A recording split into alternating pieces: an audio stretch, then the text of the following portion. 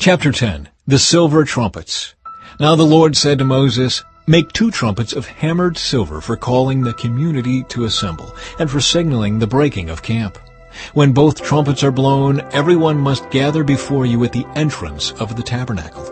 But if only one trumpet is blown, then only the leaders, the heads of the clans of Israel, must present themselves to you. When you sound the signal to move on, the tribes camped on the east side of the tabernacle must break camp and move forward. When you sound the signal a second time, the tribes camped on the south will follow. You must sound short blasts as the signal for moving on. But when you call the people to an assembly, blow the trumpets with a different signal. Only the priests, Aaron's descendants, are allowed to blow the trumpets. This is a permanent law for you to be observed from generation to generation. When you arrive in your own land and go to war against your enemies who attack you, sound the alarm with the trumpets.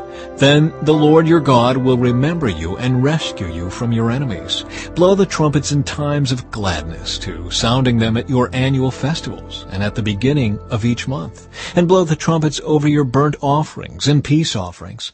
The trumpets will remind the Lord your God of his covenant with you. I am the Lord your God." The Israelites leave Sinai. In the 2nd year after Israel's departure from Egypt, on the 20th day of the 2nd month, the cloud lifted from the tabernacle of the covenant. So the Israelites set out from the wilderness of Sinai and traveled on from place to place until the cloud stopped in the wilderness of Paran. When the people set out for the first time, following the instructions the Lord had given through Moses, Judah's troops led the way. They marched behind their banner, and their leader was Nahshon, son of Amminadab. They were joined by the troops of the tribe of Issachar, led by Nathanael, son of Zor, and the troops of the tribe of Zebulun, led by Eliab, son of Helon. Then the tabernacle was taken down, and the Gershonite and Merarite divisions of the Levites were next in the line of march, carrying the tabernacle with them.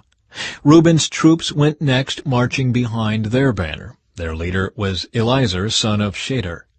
They were joined by the troops of the tribe of Simeon, led by Shelomiel, son of Zurishaddai, and the troops of the tribe of Gad, led by Eliasaph, son of Duel. Next came the Kohathite division of the Levites carrying the sacred objects from the tabernacle. Before they arrived at the next camp, the tabernacle would already be set up at its new location. Ephraim's troops went next, marching behind their banner. Their leader was Elishama, son of Ammihud. They were joined by the troops of the tribe of Manasseh, led by Gamaliel, son of Pedazur, and the troops of the tribe of Benjamin, led by Abidan, son of Gideoni. Dan's troops went last, marching behind their banner and serving as the rear guard for all the tribal camps. Their leader was Ahiezer, son of Ammishaddai. They were joined by the troops of the tribe of Asher, led by Pagiel, son of Ochran, and the troops of the tribe of Naphtali, led by Ahira, son of Enan. This was the order in which the Israelites marched, division by division. One day Moses said to his brother-in-law, Hobab, son of Reuel the Midianite, "We are on our way to the place the Lord promised us, for he said, 'I will give it to you. Come with us, and we will treat you well, for the Lord has promised wonderful blessings for Israel.'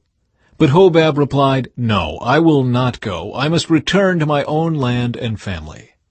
'Please don't leave us,' Moses pleaded. 'You know the places in the wilderness where we should camp. Come, be our guide. If you do, we'll share with you all the blessings the Lord gives us.' They marched for 3 days after leaving the mountain of the Lord, with the ark of the Lord's covenant moving ahead of them to show them where to stop and rest. As they moved on each day, the cloud of the Lord hovered over them. And whenever the ark set out, Moses would shout, 'Arise, O Lord, and let your enemies be scattered. Let them flee before you.' And when the ark was set down, he would say, 'Return, O Lord, to the countless thousands of Israel.'"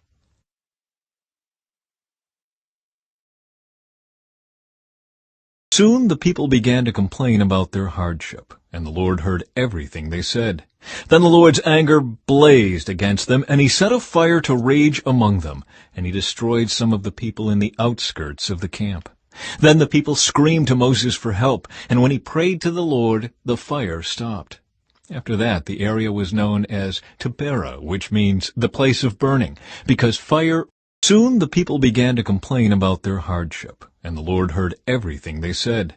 Then the Lord's anger blazed against them, and he set a fire to rage among them, and he destroyed some of the people in the outskirts of the camp. Then the people screamed to Moses for help, and when he prayed to the Lord, the fire stopped. After that, the area was known as Taberah, which means the place of burning.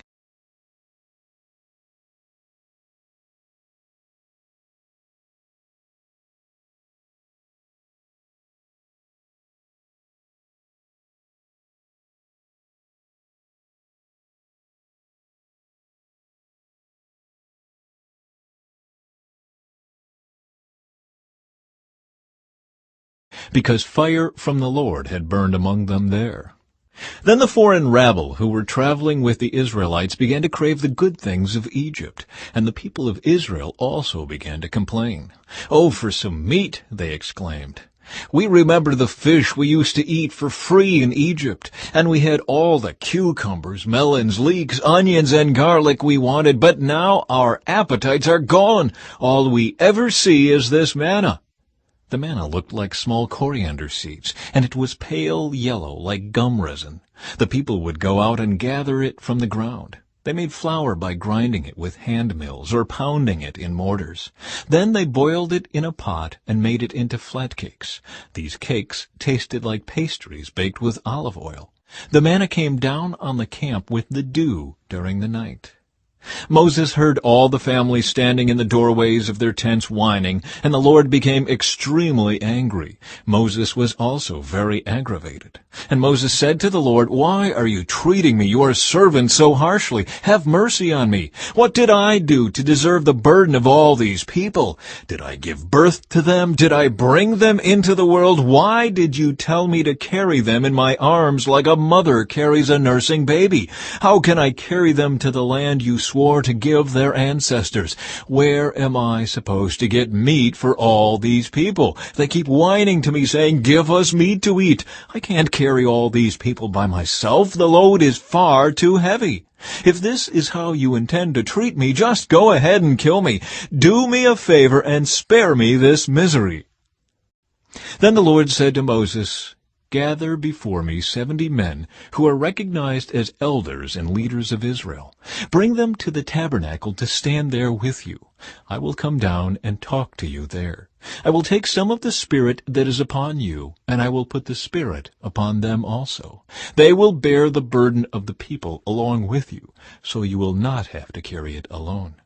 And say to the people, 'Purify yourselves, for tomorrow you will have meat to eat.' You were whining, and the Lord heard you when you cried, 'Oh, for some meat! We were better off in Egypt.' Now the Lord will give you meat, and you will have to eat it. And it won't be for just a day, or 2, or for 5, or 10, or even 20. You will eat it for a whole month, until you gag and are sick of it. For you have rejected the Lord, who is here among you, and you have whined to him, saying, 'Why did we ever leave Egypt?' But Moses responded to the Lord, 'There are 600,000 foot soldiers here with me, and yet you say, I will give them meat for a whole month? Even if we butchered all our flocks and herds, would that satisfy them? Even if we caught all the fish in the sea, would that be enough?' Then the Lord said to Moses, 'Has my arm lost its power? Now you will see whether or not my word comes true.'" It was now 2 days before Passover and the festival of unleavened bread. The leading priests and the teachers of religious law were still looking for an opportunity to capture Jesus secretly and kill him. But not during the Passover celebration, they agreed, or the people may riot. Meanwhile, Jesus was in Bethany at the home of Simon, a man who had previously had leprosy. While he was eating, a woman came in with a beautiful alabaster jar of expensive perfume made from essence of nard. She broke open the jar and poured the perfume over his head. Some of those at the table were indignant. "Why waste such expensive perfume?" they asked. "It could have been sold for a year's wages and the money given to the poor." So they scolded her harshly. But Jesus replied, "Leave her alone. Why criticize her for doing such a good thing to me? You will always have the poor among you, and you can help them whenever you want to. But you will not always have me. She has done what she could, and has anointed my body for burial ahead of time. I tell you the truth, wherever the good news is preached throughout the world, this woman's deed will be remembered and discussed." Then Judas Iscariot, one of the 12 disciples, went to the leading priests to arrange to betray Jesus to them. They were delighted when they heard why he had come, and they promised to give him money. So he began looking for an opportunity to betray Jesus. On the first day of the festival of unleavened bread, when the Passover lamb is sacrificed, Jesus' disciples asked him, "Where do you want us to go to prepare the Passover meal for you?"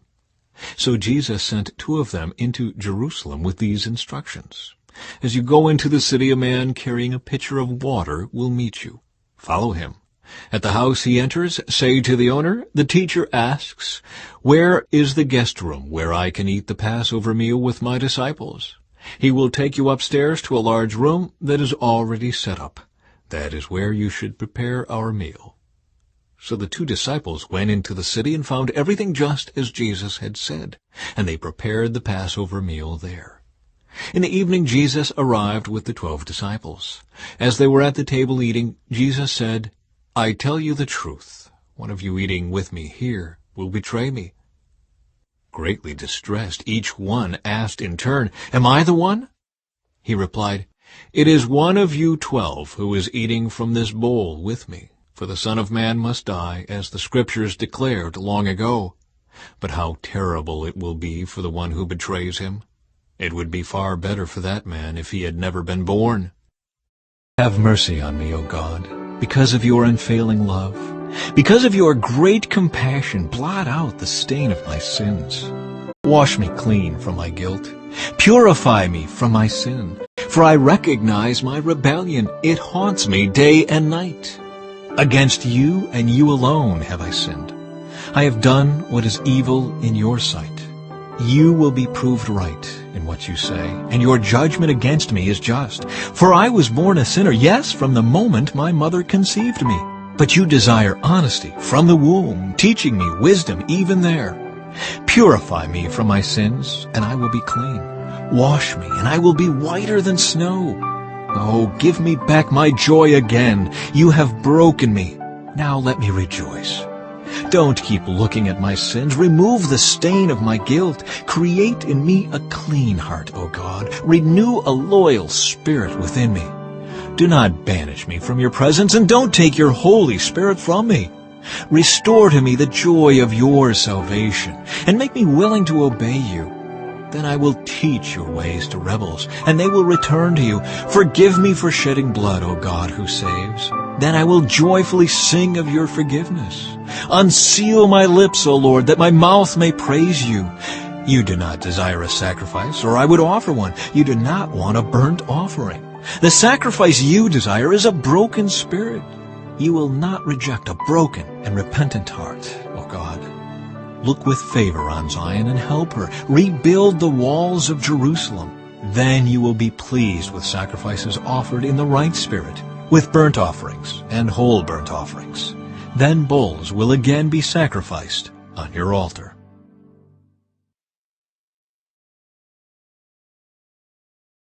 The mouth of the godly person gives wise advice, but the tongue that deceives will be cut off.